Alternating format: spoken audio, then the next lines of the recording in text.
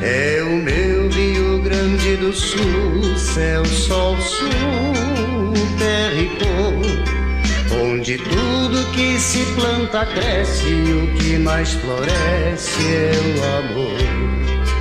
É o meu Rio Grande do Sul, céu, sol, sul, terra e cor, onde tudo que se planta cresce, o que mais floresce é o amor.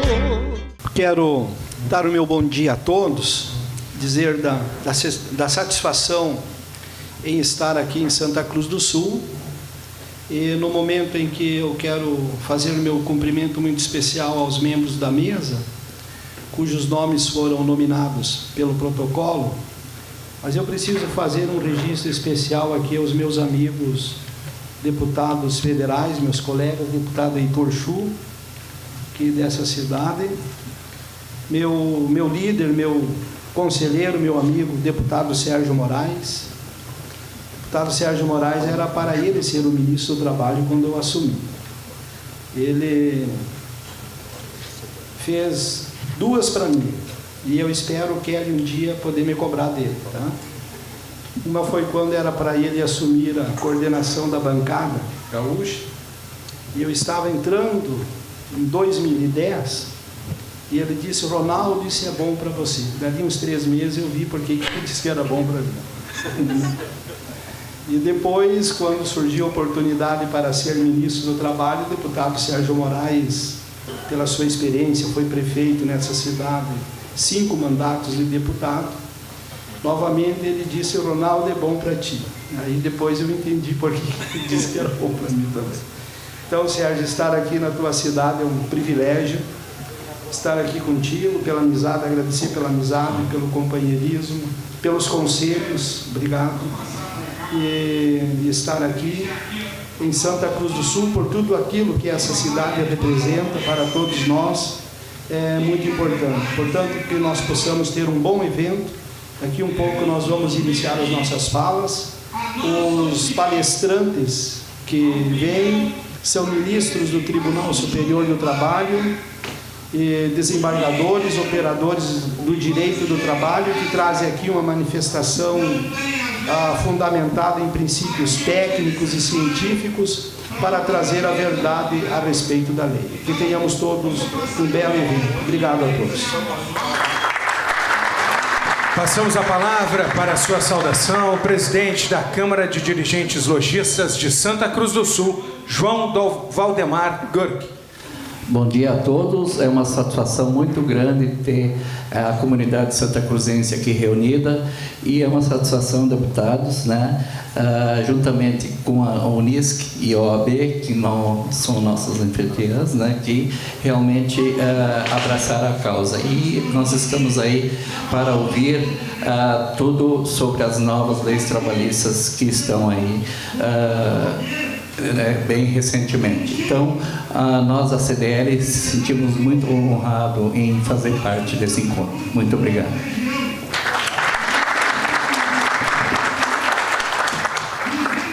Passamos a palavra ao vice-presidente da Fiergues, Flávio Rasco.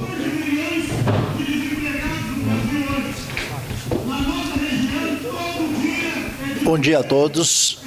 Através do ex-ministro Nogueira, saúdo a todas as autoridades. Aliás, se tivesse que nominar, certamente teria que nominar 90% dos presentes. É uma satisfação estar aqui representando a Federação das Indústrias e, como tal, defensores unânimes dessa modernização trabalhista.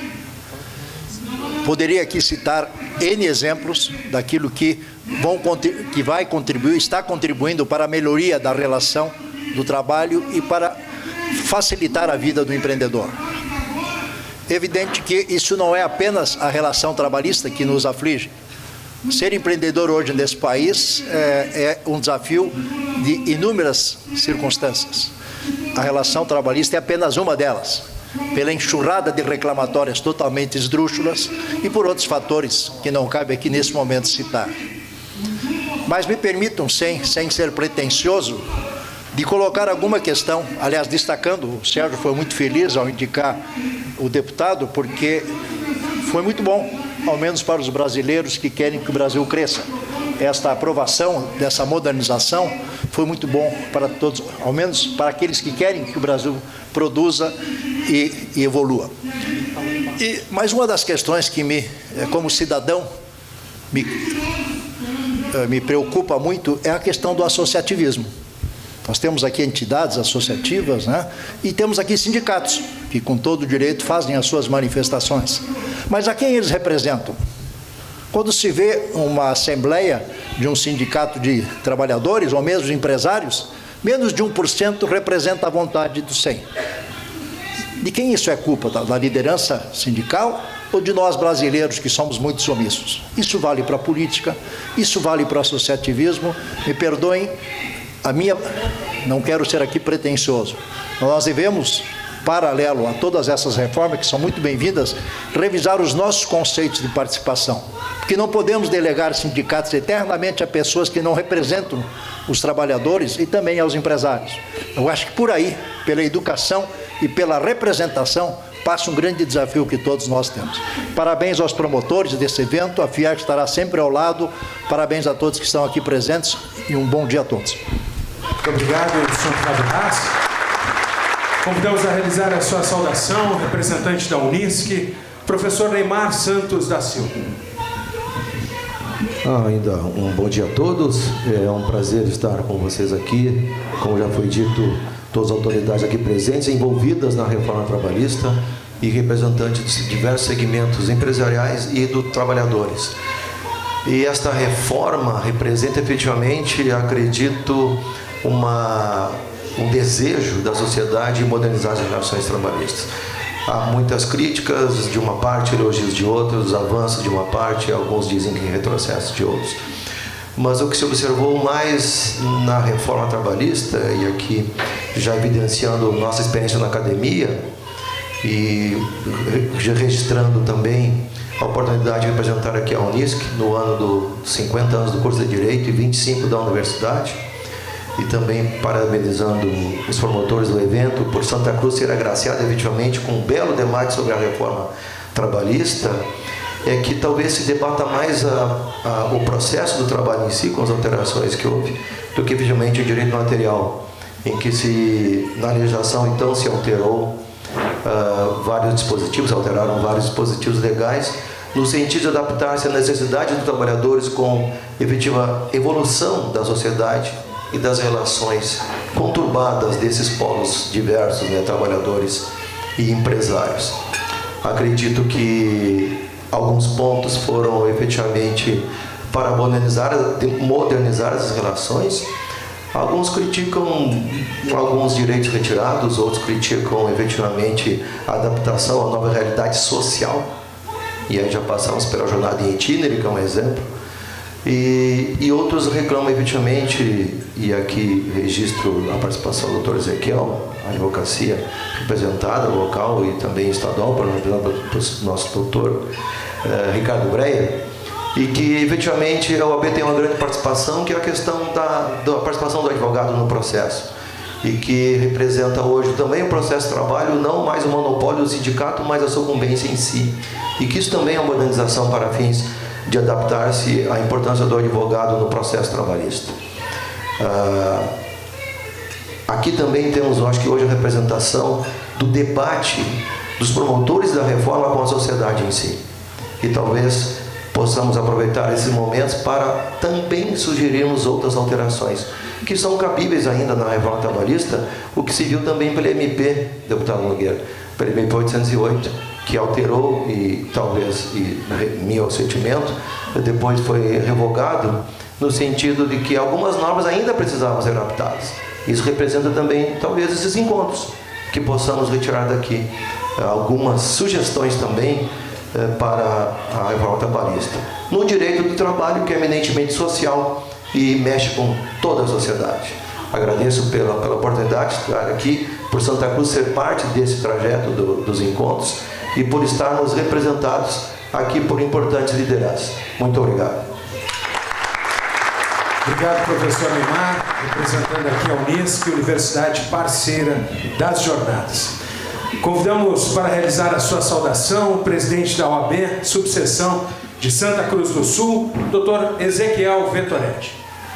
Bom dia a todos. Na pessoa do deputado Ronaldo Nogueira, quero cumprimentar todas as autoridades aqui presentes, já nominadas pelo protocolo, cumprimentar a comunidade de Santa Cruz do Sul, cumprimentar de forma muito especial, muito carinhosa, as minhas colegas advogadas, os meus colegas advogados, que atenderam o convite da ordem, vieram em grande número. Trazer o abraço do presidente Ricardo Breyer a toda a comunidade de Santa Cruz do Sul, aos nossos conferencistas e aos meus colegas advogados, minhas colegas advogadas, o meu muito obrigado por poder representá-los aqui nessa subseção de Santa Cruz do Sul. Quando o professor Neymar fala da importância do debate, me vem à cabeça imediatamente o momento difícil em que vivemos.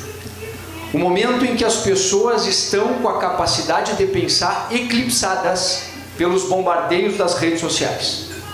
Não se pode mais ter uma opinião sem ser taxado naquela bipolarização, ou é esquerda ou é direita. Não se pode mais falar de direito, e nós não temos, e cada vez temos menos pensadores do direito para termos torcedores do direito. E essa convocação da ordem, a ordem abraça este projeto, mas tantos outros projetos que promoverão o debate na sociedade de Santa Cruz do Sul, porque nós entendemos a importância de debater sem ofender. E não é para que a gente saia daqui concordando com a reforma, mas é que a gente possa também discordar, mas ouvir o outro lado. Que a gente possa discordar ouvindo o outro argumento e respeitando, acima de tudo, o argumento do outro. A nossa democracia, ainda juvenil, precisa de debates, precisa da discordância, mas acima de tudo precisa do respeito. E é com esse respeito que a Ordem dos Advogados do Brasil saúda as Jornadas Brasileiras de Relações de Trabalho e agradece aos nossos organizadores por colocarem Santa Cruz do Sul no eixo desses grandes debates e dessa importante matéria que é a reforma trabalhista. Muito obrigado. Muito obrigado, doutor Ezequiel.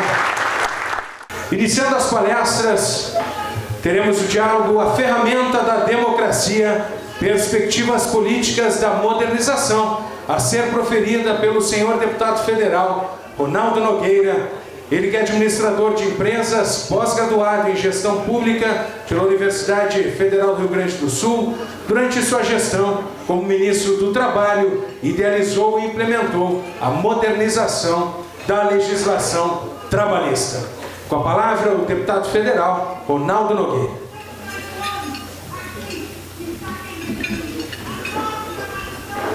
Muito bem.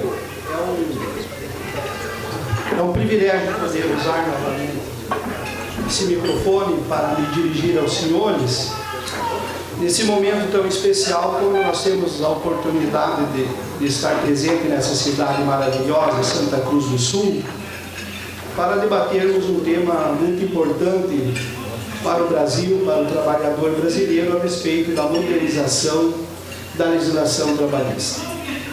Eu quero agradecer aqui a presença, reiterar aqui a presença dos meus colegas deputados federais, deputado Sérgio Moraes, e deputado Heitor Chu, a deputada Kelly Moraes, e meus irmãos da Igreja Evangélica Assembleia de Deus que estão aqui, que foram enviados pelo pastor Elias Lemos, meu amigo. Eu sou da terceira geração de crentes da Assembleia de Deus, meus pais, meus avós eram da Assembleia de Deus, então é um privilégio estar aqui com vocês nesse momento.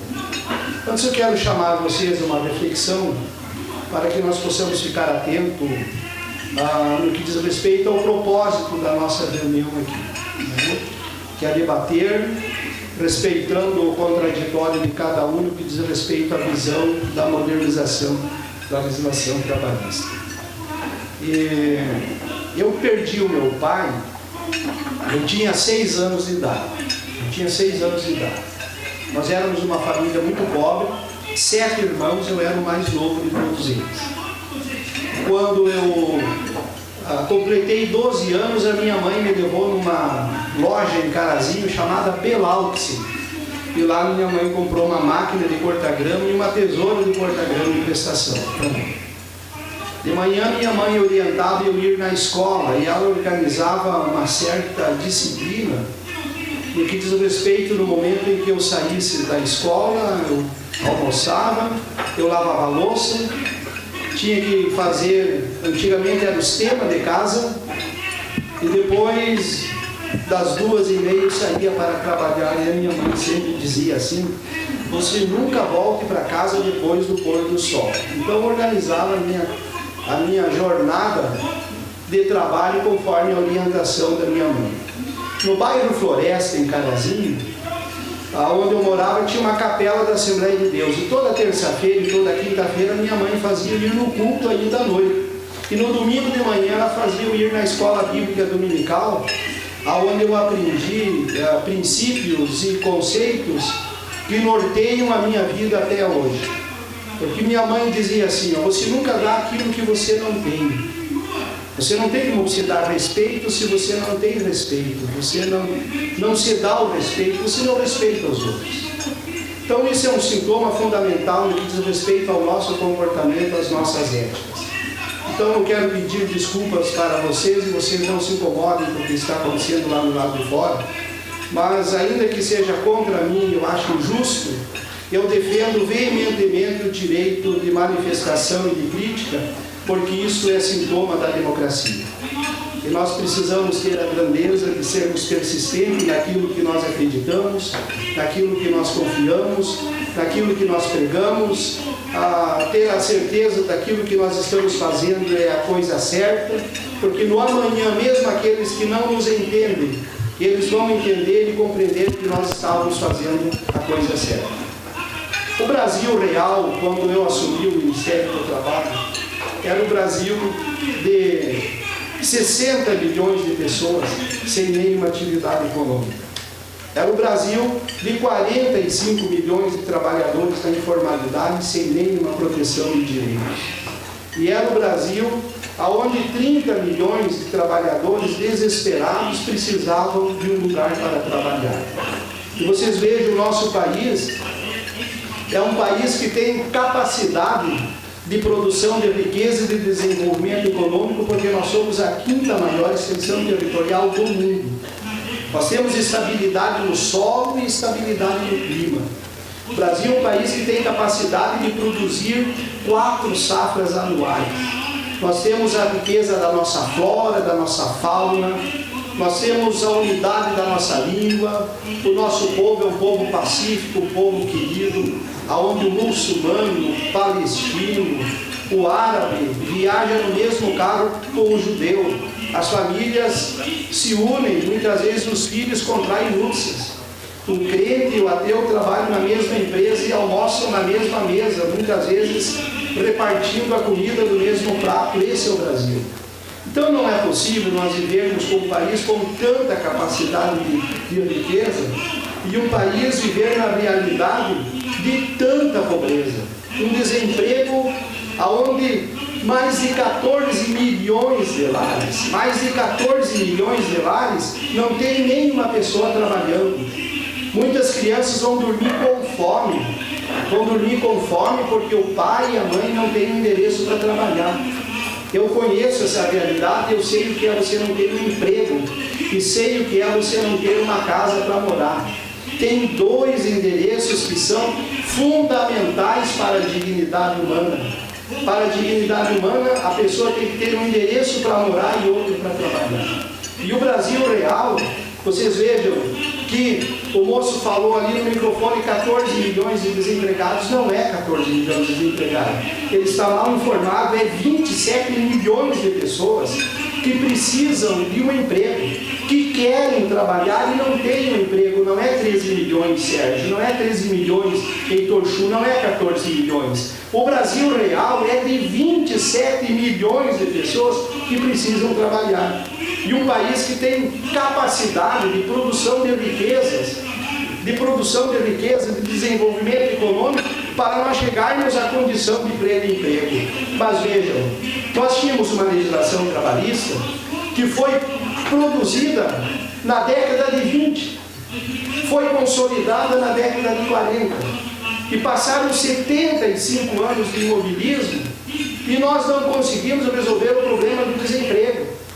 Os governos que se passaram, por mais bem intencionados que fossem, nós tivemos governo democrata, governo socialista, governo trabalhista, tivemos governo neoliberal, governo liberal, e o Brasil não conseguiu oferecer para a sociedade brasileira oportunidade de ocupação com renda para todos. Alguma coisa estava errada. Então o que nós começamos a fazer? A visitar entidades que representavam trabalhador e empregador. Eu, pessoalmente, visitei no Brasil entidades ligadas ao movimento sindical brasileiro. Eu conversei pessoalmente com os presidentes de todas as centrais sindicais. Todas. Eu estou falando todas as centrais sindicais. Eu visitei pessoalmente, participei de plenárias, de confederações de trabalhadores e de empregadores. Participei de reuniões na CNI, na CNA, na CNC. E veja, quando eu visitava as entidades que representam os trabalhadores, era impossível eu visitar 17 mil sindicatos no Brasil. Não tinha como visitar 17 mil sindicatos. Mas eu visitei os maiores, eu visitei confederações, federações, centrais sindicais, todas. As 9 eu visitei todas, CUT, UGT, CTB, Nova Central, CSB, Condutas, Nova Central, eu visitei CGT, eu visitei todas as centrais sindicais, Pública, visitei todas, conversei com os dirigentes e presidentes de todas, recebi todos no Ministério do Trabalho. E vocês vejam que eu estava lá no Rio de Janeiro, num evento, onde se realizava no Tribunal Regional do Trabalho, lá do Rio de Janeiro. E no final tinha umas pessoas com cartazes e placas se manifestando contra mim, me elogiando, você sabe, uns elogios, como aqueles que eu fui recebido agora na chegada aí. E levantou-se entre a multidão um moço e veio gritando na minha direção. As pessoas organizadoras do evento tentaram impedir que aquele moço chegasse até mim. E eu disse, não, vocês deixem que ele venha até aqui. Ele precisa vir até aqui, ele quer conversar comigo. Eu vou conversar com ele.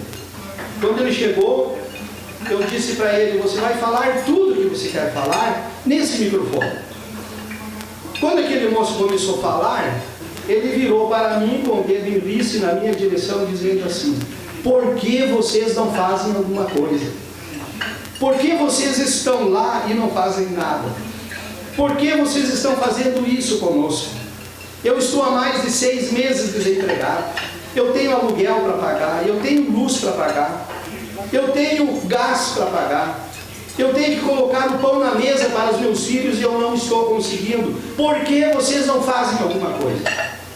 E eu disse para aquele moço, olha, eu sei o que você está sentindo, porque isso já aconteceu comigo. E assim como você, hoje nós temos 30 milhões de trabalhadores, 60 milhões de pessoas sem uma atividade econômica. Esse é o Brasil real. Nós temos 45 milhões de trabalhadores vivendo do bico, sem nenhuma proteção de direitos. Nós não podemos nos iludir, dizer que é uma mil maravilha, não é. Mas nós precisamos ter a coragem de reconhecer os nossos erros e avançar para corrigir, pelo menos preparar a nação para a próxima geração. E aquele moço, aquele pessoal que estava lá atrás foram guardando seus cartazes, foram sentando e pacificou o ambiente. E eu os convidei, eu disse assim, falei para eles de 2 tribos, uma que morava no leste de uma cordilheira e a outra morava no lado oeste de uma cordilheira. E essas tribos tinham uma contenda por causa do sol. E muitas vezes que eles se encontravam, eles se agrediam. Certo dia, os anciãos da ilha resolveram subir no topo da cordilheira e quando eles chegaram lá, eles se deram por conta que eles falavam a mesma coisa de forma diferente. Era o mesmo som. Eles precisaram descer da cordilheira e transmitir a mensagem para os membros das suas tribos para que houvesse pacificação. E eu vi que trabalhador e empregador falavam a mesma coisa, porém distante de forma diferente. Os trabalhadores diziam assim: olha, nós queremos proteção de direitos, nós queremos que os nossos acordos coletivos de trabalho sejam respeitados e nós queremos mais empregos. Ok. Os empregadores diziam assim: nós queremos justiça e serenidade, nós queremos segurança jurídica para continuar gerando empregos. Eu disse: eles falam a mesma coisa de forma diferente, porque estão distantes e porque não sentam na mesma mesa. Por que no Brasil? Eu acho que nós podemos chegar no momento em que sentem na mesma mesa o marxista, o comunista, o socialista, o liberal, o trabalhista. Sentem na mesma mesa e dizem assim: bom, nós não temos consenso sobre o modelo de sociedade, mas nós temos consenso em alguns itens que digam respeito ao desenvolvimento econômico. Então vamos construir consenso nesses aspectos. E foi isso que a legislação trabalhista produziu. Porque eu notava que havia um discurso encantador, uma repetição de um discurso encantador, que foi importante no final do século XIX, início do século XX, necessário para aquela época, importante para aquela época, muito importante para aquela época, aonde vinha a pregação a respeito da divisão de classes entre burgueses e proletários, entre capitalistas e proletários. Mas nós estamos no século XXI. Passou-se quase 100 anos e nós não resolvemos os problemas sociais e de desemprego do nosso país. E eu vi que hoje, no século XXI, nós temos 4 atores nas relações de trabalho. Nós precisávamos avançar para quebrar paradigmas. Nós temos o trabalhador capitalista, aquele que detém os ativos do capital. Nós temos o trabalhador empreendedor, aquele que sonha com o negócio, aquele que pensa. É o que muitos dos senhores são, aquele que gera empregos.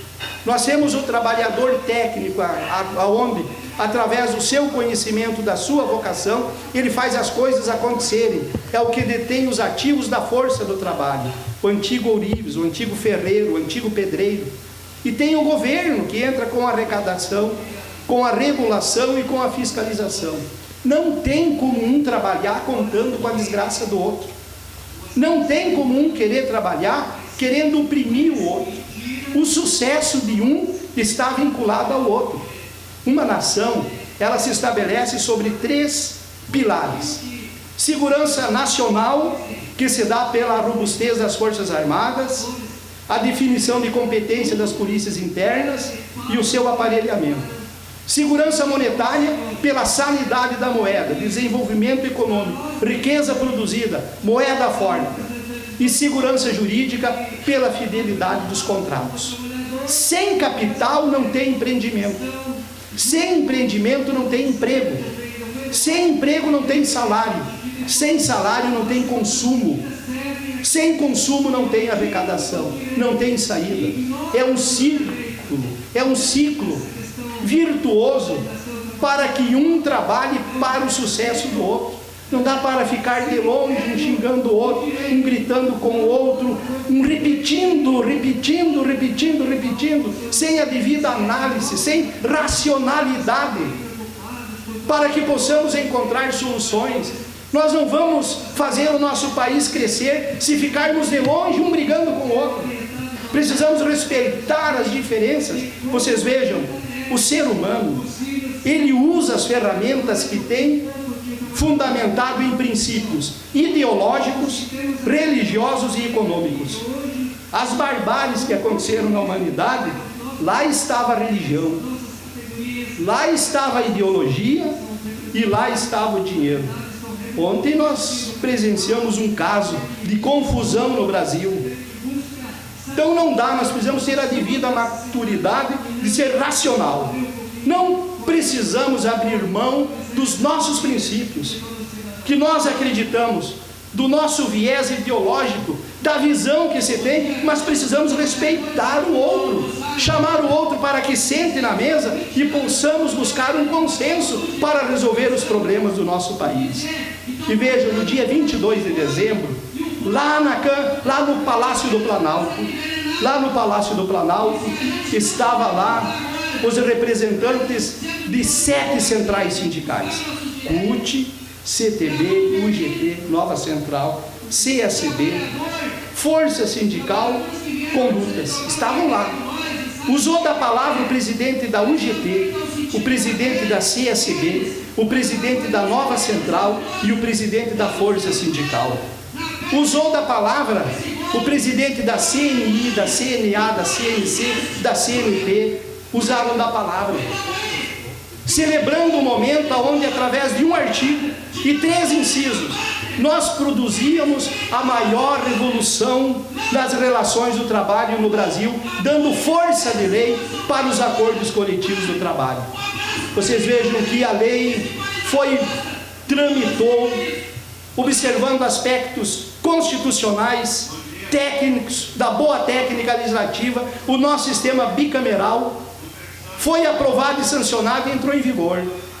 Depois que ela entrou em vigor, o vice-presidente mundial da Mitsubishi disse: o Brasil se transformou no melhor ambiente de negócio da América Latina. O presidente da General Motors para a América Latina disse: o Brasil se transformou no melhor ambiente para investimentos da América Latina. Era um setor que estava trabalhando com jornada reduzida desde o final de 2014. Estava demitindo. Redução de jornada e redução de salários. Anunciou investimentos de mais de 20 bilhões de reais para 2018 e 2019. O Brasil voltou a crescer. O Brasil voltou, o empreendedor perdeu o medo de contratar, perdeu o medo de investir. A segurança jurídica é um fator importantíssimo para atrair investimentos. Nós precisamos ter coragem, e eu quero saudar aqui os nossos 2 deputados pela coragem que têm tido no que diz respeito a fazer o enfrentamento necessário e atuar como bons parlamentares lá em Brasília, votando, representando, pensando não na próxima eleição, mas pensando na próxima geração, pensando no Brasil do futuro. Portanto, deputado Sérgio Moraes, meu amigo, meu líder, deputado Heitor Chu, meu colega, deputado, os senhores representam o parlamento brasileiro, e para nós celebrar esse momento aqui, ele é um momento muito especial. Perder emprego é para o Brasil do passado. O Brasil do futuro será o Brasil do emprego. O Brasil vai produzir mais de 1 milhão de empregos formais em 2018. Nós precisamos de 27 milhões de empregos, mas para isso acontecer, nós precisamos dar segurança jurídica, sinalizar para o mundo, para os investidores e motivar os empreendedores para que eles continuem empreendendo, continuem contratando, continuem gerando empregos. Que Deus abençoe o Brasil, que nós possamos continuar juntos, unidos, enfrentando, resistindo, confiando, para que nós possamos deixar para os nossos netos, para a geração futura, o Brasil do pleno emprego. Se a Alemanha pode, por que nós não podemos? Se os Estados Unidos podem, por que nós não podemos? Se a Inglaterra pode, por que nós não podemos? Custe o que custar, nós vamos conseguir. Deus abençoe a todos, obrigado, foi um privilégio estar com vocês. Obrigado.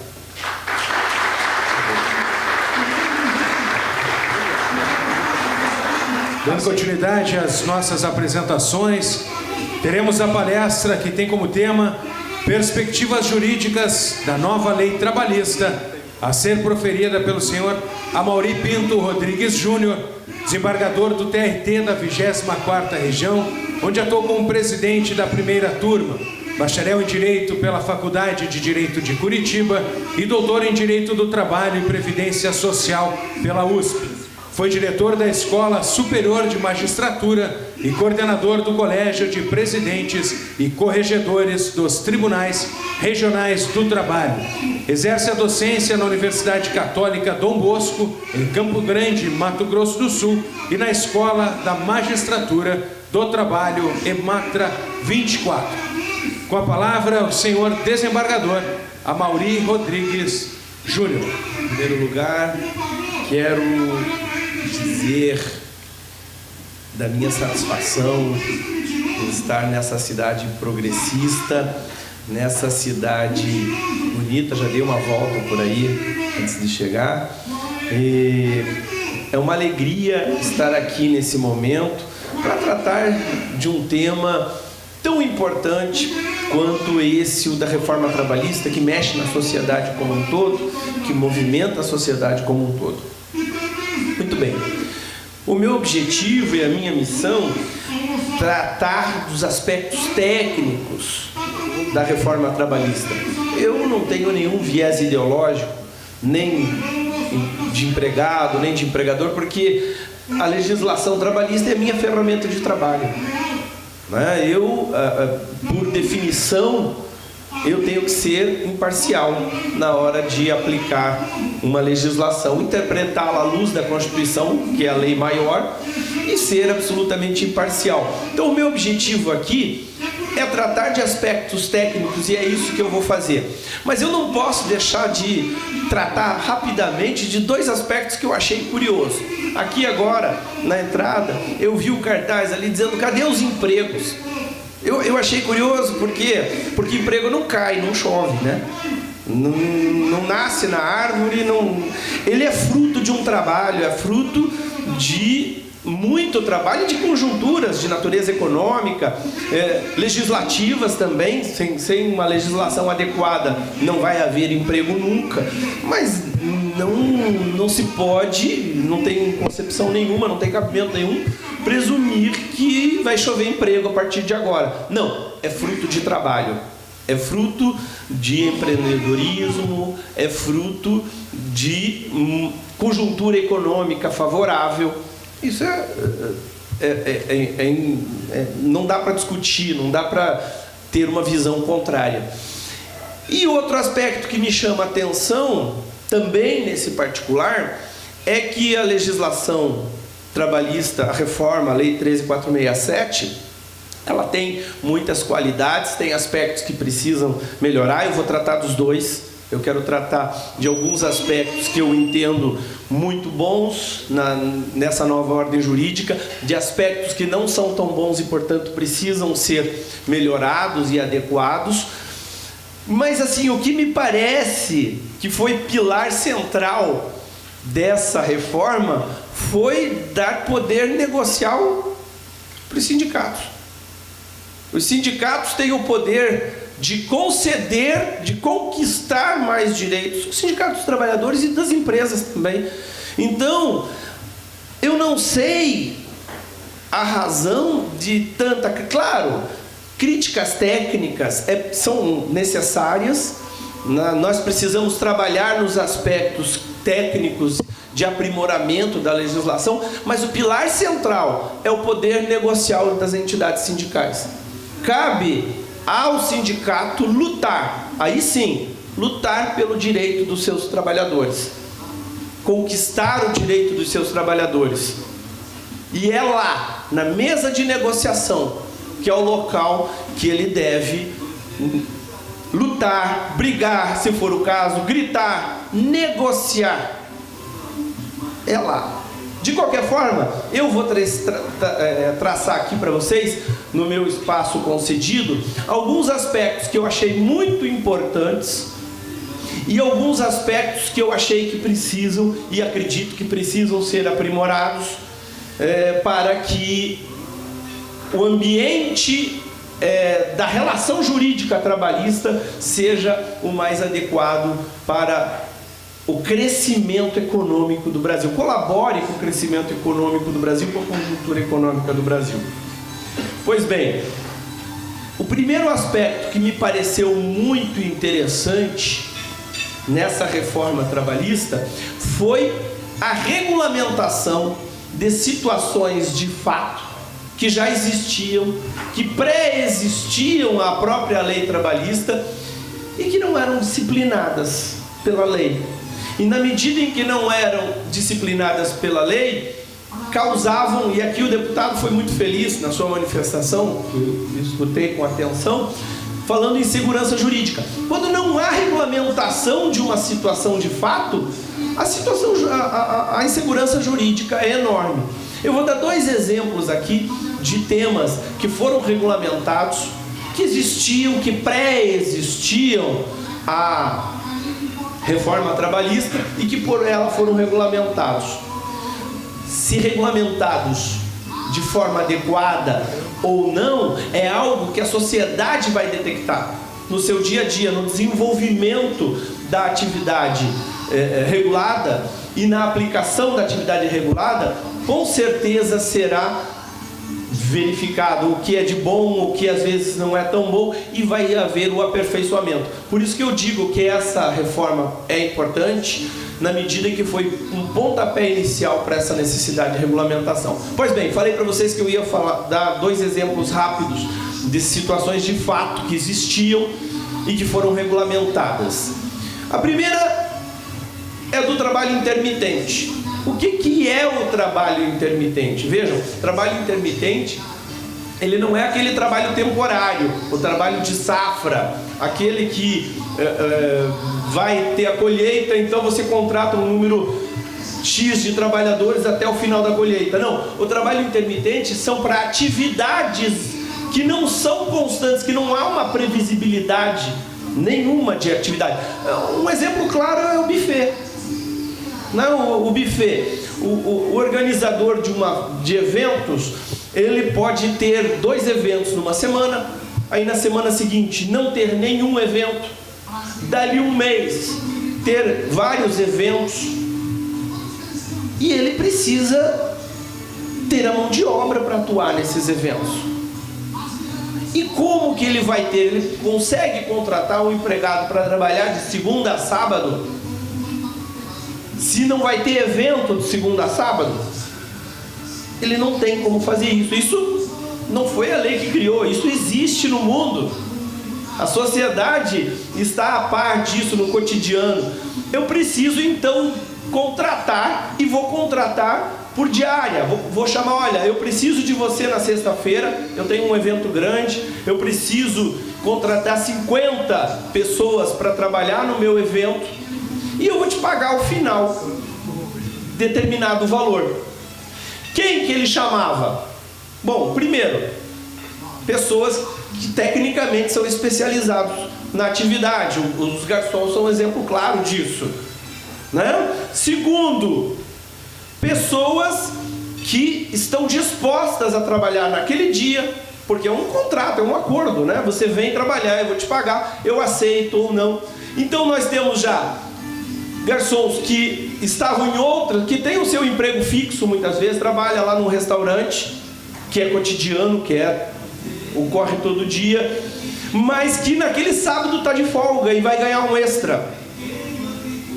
Ou então aquele que no momento está desempregado, mas que precisa de recurso para sustentar a família e vai atender aquele chamado. Perfeito, a relação jurídica aí existe, é natural, é decorrência das necessidades de um e de outro. Qual era o problema? Não tinha regulamentação. Nenhuma regulamentação. A lei nada falava disso, é como se isso não existisse. E aí o que acontecia? Qual era a consequência? Depois de alguns anos, porque esse relacionamento ocorria ainda que esporadicamente, mas várias vezes durante o ano, em alguns anos, né? Por quê? Porque o dono do buffet vai chamar sempre os bons, aqueles que atendem bem. Então eles vão dar preferência para aqueles que atendem bem, lógico. Ele não vai pegar qualquer um, fechar o olho e dizer, vou pegar hoje outros aqui. Não, ele geralmente pega aqueles que prestam um bom serviço. E aí, depois de algum tempo, havia uma ação trabalhista. E a ação trabalhista resultava no quê? 2 hipóteses. Ou se reconhecia um vínculo de emprego como se fosse de segunda a sábado, com hora extra, com férias, com 13º, com carteira assinada, enfim. E isso gerava um passivo gigantesco para aquele empregador, para aquele réu, no caso da ação trabalhista, ou a ação era julgada improcedente, porque se reconhecia o trabalho eventual apenas, e aí quem dançava era o empregado, era o trabalhador, aquele que não teria direito nenhum. Por quê? Porque nesse contrato tipo autônomo, o trabalhador não tem, a não ser o dinheiro, o resultado daquele trabalho, aquela diária, mas ele não tem carteira assinada, ele não tem previdência social, ele não tem FGTS, ele não tem 13º, ele não tem férias, e ele ficava desassistido da proteção, inclusive da proteção estatal. A regulamentação trouxe não só a segurança jurídica, como ela trouxe benefícios para aquela relação jurídica específica, porque dá mais segurança para o trabalhador, que vai ter a sua carteira assinada, que se por acaso sofrer um acidente ali no meio do caminho, vai estar protegido pela Previdência, que vai receber não só a diária, mas ele vai ter que receber o proporcional do 13º e das férias. Então, a relação jurídica tornou-se mais segura com a regulamentação legal. Penso que foi um benefício que veio da Lei 13.467. Outra situação que existe e que não tinha regulamentação nenhuma, uma situação moderna, como disse o deputado, as leis trabalhistas são de há muito tempo, algumas são mais atuais, mas a grande maioria são de muito tempo atrás, e existem algumas relações jurídicas que são hoje modernas. O exemplo claro é o teletrabalho. O teletrabalho, aquele que trabalha com o computador na sua casa, que é mais vantajoso para ele e para o empresário, que ele não precise se deslocar para a empresa e lá ficar prestando serviços. Essa é uma realidade. Essa é uma realidade, talvez não tão frequente quanto a do trabalho intermitente, mas que existe de fato, e na própria Justiça do Trabalho existe o teletrabalho. Muitos assessores, muitos auxiliares jurídicos trabalham em sua casa, fazem a produção na sua casa. Pois bem, a nova legislação regulamentou algo que, embora existisse, de fato não existia juridicamente, né? Inclusive disciplinando as despesas com a aquisição de equipamentos, computador, né? Impressora, enfim, energia consumida. Todas essas questões foram tratadas na nova ordem jurídica e achei isso muito importante. Ainda falando, e eu vou pedir para separar as questões positivas daquelas que eu digo que precisam de melhoria. Algo muito importante é a possibilidade de negociação. Possibilidade e credibilidade da negociação. Porque não adianta nada você negociar se esse negócio que você fizer, se esse acordo que você fizer não for mais tarde respeitado, e pior, não respeitado pelo Poder Judiciário. Então era preciso dar mais segurança, empoderar os sindicatos na negociação. Ou seja, o que você negociar vai valer. Então tenha responsabilidade na hora de negociar. Tenha responsabilidade na hora de fechar pactos. Porque hoje, ao contrário de ontem, você não pode negociar aqui e depois chegar lá e dizer: olha, não valeu aquilo que eu negociei. Não está valendo aquilo lá. Por tal ou tal motivo, isso não vale. Como não vale? Então, a legislação, além de possibilitar uma negociação, deu responsabilidade maior para o sindicato nessas negociações. Mas não é só na negociação coletiva que eu estou falando. Eu estou falando também em negociações individuais. Por quê? Vejam, o trabalhador, ele precisa da proteção jurídica. É indiscutível isso. A lei trabalhista é uma lei que por natureza é protecionista. Ela protege o trabalhador e protege por uma razão muito simples. Quem está trabalhando, ele trabalha para sobreviver, ele trabalha para sustentar sua família, e isso é, talvez não, com exceção da própria vida, é o bem mais importante que eu tenho. É algo que eu dou muito valor e, portanto, eu faço o possível e o impossível para manter a minha renda familiar, aquela que sustenta a minha família. Eu, durante as aulas, disseram aqui que eu sou professor, de fato eu sempre digo nas minhas aulas, quando eu estou falando da lei protetiva, eu digo o seguinte: o trabalhador, quando vai entrar no emprego, se der para ele o atestado de óbito, ele assina, porque ele precisa do emprego. Então é natural que a lei seja protetiva, é natural que a lei venha para proteger o trabalhador.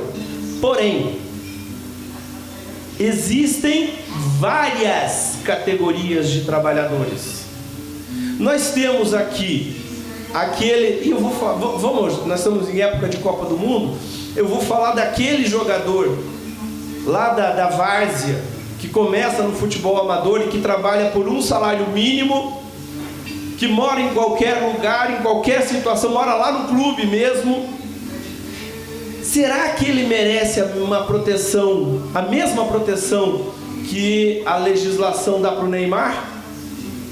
Que dá para os atletas da nossa seleção, que muitas vezes ganham milhões? Que podem negociar com muito mais autoridade, em igualdade de condições? Será que é possível que a legislação não faça distinção entre aquele que subsiste do salário, que às vezes não é nem alfabetizado, e aquele que tem conhecimento inclusive jurídico, advogados, médicos, engenheiros, cujo poder negocial é maior? Não é possível ter o mesmo tipo de tratamento protetivo. E até antes da nova ordem jurídica, a Justiça do Trabalho, de regra, tinha como princípio a proteção para todos. Não importa se era o Zé da várzea ou se era o Felipe Coutinho, não fazia diferença. Merecia a proteção jurídica idêntica, da mesma forma. Então, parece-me que essa possibilidade ao juiz, que no caso concreto vai avaliar o poder negocial da pessoa, vai avaliar o conhecimento de vida dessa pessoa e vai aí sim poder avaliar se aquele acordo que ele fez é um acordo que teve vício de vontade ou foi um acordo legítimo e que precisa ser respeitado. Me parece algo muito óbvio, algo bastante claro de se compreender da evolução nessa parte.